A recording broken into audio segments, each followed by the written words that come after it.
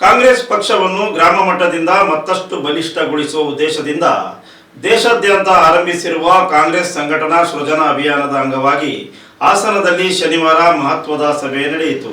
ಕಾಂಗ್ರೆಸ್ ಪಕ್ಷವನ್ನು ಗ್ರಾಮ ಮಟ್ಟದಿಂದ ಮತ್ತಷ್ಟು ಬಲಿಷ್ಠಗೊಳಿಸುವ ಉದ್ದೇಶದಿಂದ ದೇಶಾದ್ಯಂತ ಆರಂಭಿಸಿರುವ ಕಾಂಗ್ರೆಸ್ ಸಂಘಟನಾ ಸೃಜನಾ ಅಭಿಯಾನದ ಅಂಗವಾಗಿ ಹಾಸನದಲ್ಲಿ ಶನಿವಾರ ಮಹತ್ವದ ಸಭೆ ನಡೆಸಲಾಯಿತು.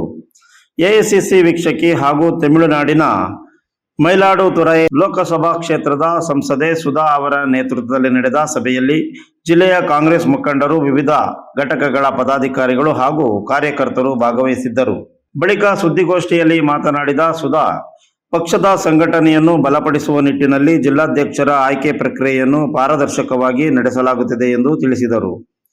ರಾಜ್ಯದಲ್ಲಿ ನಿನ್ನೆ ಕಾಂಗ್ರೆಸ್ ಸಂಘಟನಾ ಸೃಜನಾ ಅಭಿಯಾನಕ್ಕೆ ಚಾಲನೆ ನೀಡಲಾಗಿದ್ದು, ಅದರ ಭಾಗವಾಗಿ ಇಂದು ಹಾಸನ ಜಿಲ್ಲೆಯಲ್ಲಿ ಪಕ್ಷದ ಸಂಘಟನಾ ಸಭೆ ನಡೆಸಲಾಗಿದೆ ಎಂದರು.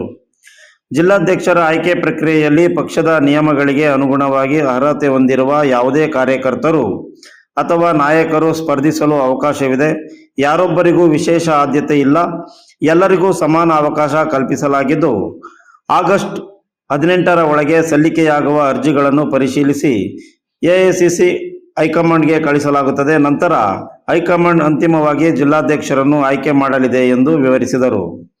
ಪಕ್ಷದ ಸಂಘಟನೆ ವ್ಯಕ್ತಿ ಆಧಾರಿತವಾಗಿರದೆ ಕಾರ್ಯಕರ್ತರ ಆಧಾರಿತವಾಗಿರಬೇಕು. ಗ್ರಾಮ ಪಂಚಾಯಿತಿ ಮಟ್ಟದಿಂದ ಜಿಲ್ಲಾ ಮಟ್ಟದವರೆಗೆ ಸಂಘಟನೆಯನ್ನು ಮತ್ತಷ್ಟು ಬಲಿಷ್ಠಗೊಳಿಸುವುದು ಈ ಅಭಿಯಾನದ ಪ್ರಮುಖ ಉದ್ದೇಶವಾಗಿದೆ. ಮುಂಬರುವ ಚುನಾವಣೆಗಳನ್ನು ಗಮನದಲ್ಲಿಟ್ಟುಕೊಂಡು ಕಾಂಗ್ರೆಸ್ ಸಂಘಟನೆಗೆ ಹೊಸ ಚೈತನ್ಯ ತುಂಬುವ ಕೆಲಸ ನಡೆಯುತ್ತಿದೆ ಎಂದು ಹೇಳಿದರು. ಈ ವೇಳೆ ದೆಹಲಿಯ ಜಂತರ್ ಮಂತರ್ನಲ್ಲಿ ನಡೆಯುತ್ತಿರುವ ವಿದ್ಯಾರ್ಥಿಗಳ ಪ್ರತಿಭಟನೆ ಹಾಗೂ ನೀಟ್ ಯುಜಿ ಪ್ರಶ್ನೆ ಪತ್ರಿಕೆ ಸೋರಿಕೆ ಪ್ರಕರಣದ ಕುರಿತು ಪ್ರತಿಕ್ರಿಯಿಸಿದ ಅವರು, ದೇಶದ ಲಕ್ಷಾಂತರ ವಿದ್ಯಾರ್ಥಿಗಳ ಭವಿಷ್ಯದೊಂದಿಗೆ ಆಟವಾಡಿರುವ ಈ ಪ್ರಕರಣದ ಅತ್ಯಂತ ಗಂಭೀರ ಹಾಗೂ ಕ್ಷಮಿಸಲಾಗದ ಅಪರಾಧವಾಗಿದೆ ಎಂದು ಕಿಡಿಕಾರಿದರು. ಕಳೆದ ಹಲವು ವರ್ಷಗಳಿಂದ ರಾಷ್ಟ್ರೀಯ ಮಟ್ಟದ ವಿವಿಧ ಸ್ಪರ್ಧಾತ್ಮಕ ಪರೀಕ್ಷೆಗಳಲ್ಲಿ ಪ್ರಶ್ನೆ ಪತ್ರಿಕೆ ಸೋರಿಕೆ ಪ್ರಕರಣಗಳು ಮರುಕಳಿಸುತ್ತಿದ್ದು, ಇದರಿಂದ ಕಠಿಣ ಪರಿಶ್ರಮ ಪಟ್ಟು ವೈದ್ಯಕೀಯ ಹಾಗೂ ಇಂಜಿನಿಯರಿಂಗ್ ಶಿಕ್ಷಣದ ಕನಸು ಕಾಣುವ ವಿದ್ಯಾರ್ಥಿಗಳಿಗೆ ತೀವ್ರ ಅನ್ಯಾಯವಾಗಿದೆ. ಪರೀಕ್ಷಾ ವ್ಯವಸ್ಥೆಯ ಮೇಲಿನ ಜನರ ವಿಶ್ವಾಸಕ್ಕೂ ಇದರಿಂದ ಧಕ್ಕೆಯಾಗಿದೆ ಎಂದು ಆರೋಪಿಸಿದರು.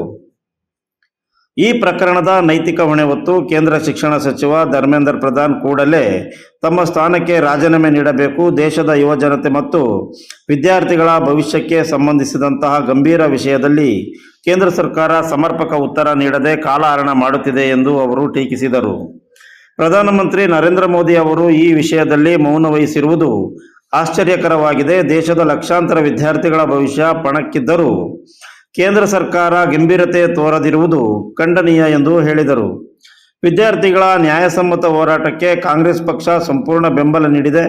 ವಿದ್ಯಾರ್ಥಿಗಳ ಪರವಾಗಿ ಕಾಂಗ್ರೆಸ್ ನಾಯಕ ರಾಹುಲ್ ಗಾಂಧಿ ಧ್ವನಿ ಎತ್ತಿದ್ದು, ಶಿಕ್ಷಣ ವ್ಯವಸ್ಥೆಯಲ್ಲಿ ಪಾರದರ್ಶಕತೆ ಮತ್ತು ವಿಶ್ವಾಸ ಮರುಸ್ಥಾಪನೆಯಾಗುವವರೆಗೆ ಪಕ್ಷ ಹೋರಾಟ ಮುಂದುವರಿಸಲಿದೆ ಎಂದು ತಿಳಿಸಿದರು.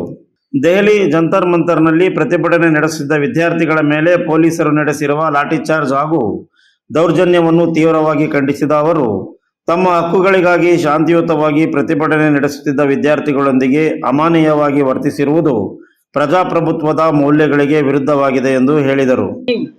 To become a doctor, engineer, but every time this paper is leaking, it's a serious offense.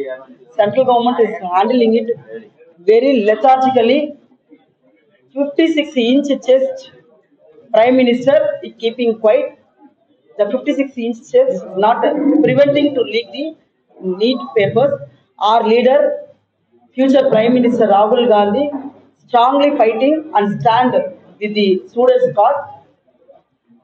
When he is fighting this central government and their police officers very badly behaving with us during the agitation in democratic manner. Agitations will continue. Our fight will continue for the students' cause. We will stand with the students. Thank you. Sir? That's all, sir. That's all. Thank you. Thank you.